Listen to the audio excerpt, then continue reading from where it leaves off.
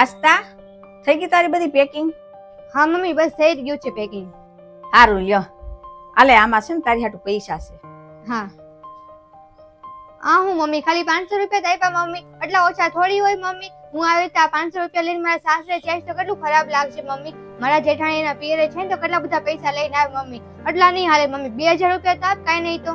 આસ્તા, તારા જેઠાણી છે ને એ મોટા ઘરની છે, એટલે એ તો બધું મોટી મોટી વસ્તુ હારી હારી વસ્તુ જ લાવે, પણ આપણા ઘરની હાલત તો તારે જોવી જોઈએ ને. જ્યારથી તારા ભાઈને નોકરીમાંથી કાઢી મૂક્યો છે ને ત્યારથી છે ને આપણા ઘરની હાલત ખરાબ છે. હા તો કાંઈ નહીં, કપડાં તો લાવ્યા આવશે ને મારી માટે કાંઈ? હા લાવીશું, લે હું લઈને આવું. હાલે. હું મમ્મી એટલો સસ્તો ડ્રેસ મમ્મી? તું કઈ સમજતી જ નથી મમ્મી. હું જ્યાં મારા સાસરે જાઉં તો બધા મને સંભળાવે છે કે એક તો પિયરે જા છો ને કઈ લઈને નથી આવતી, લઈને આવે છો ને કઈ બધી સસ્તી વસ્તુ લઈને આવે છો મમ્મી. તું કઈ સમજતી જ નથી મમ્મી. કાંક તો સારું આપવું તું ને તારે મને. આસ્તા, તારી ભાભી છે ને એના પૈસા છે ને બચાવીને રાખતી હતી ને ભેગા કરતી હતી ને એમાંથી આ લાવી છે, જ્યાંથી કરીને તારા સાસરે તારે ખાલી હાથે ન જવું પડે ને એટલે.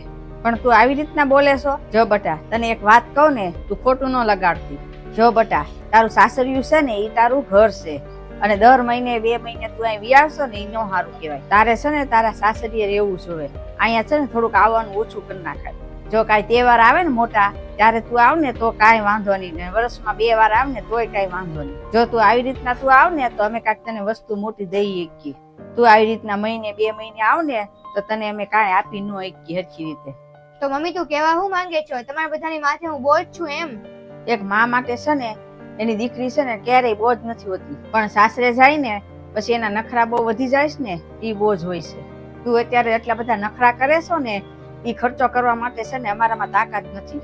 તો મમ્મી આમાં તમારી ભૂલ છે ને મમ્મી. મોટા ઘરમાં મારા લગ્ન હું લેવા કરાવ્યા? તમને ખબર તો છે મોટા ઘરમાં આવું જ થાય, સરખામણી જ કરવામાં આવે છે કે દેરાણી હું લઈને આવ્યા છે, જેઠાણી હું લઈને આવ્યા છે. હવે આમાં મારો શું વાંક મમ્મી? ઈ લોકો કરે છે એમ હું કરું છું મમ્મી. ઈ લોકો મને જેમ શીખવાડે એવું કરું છું.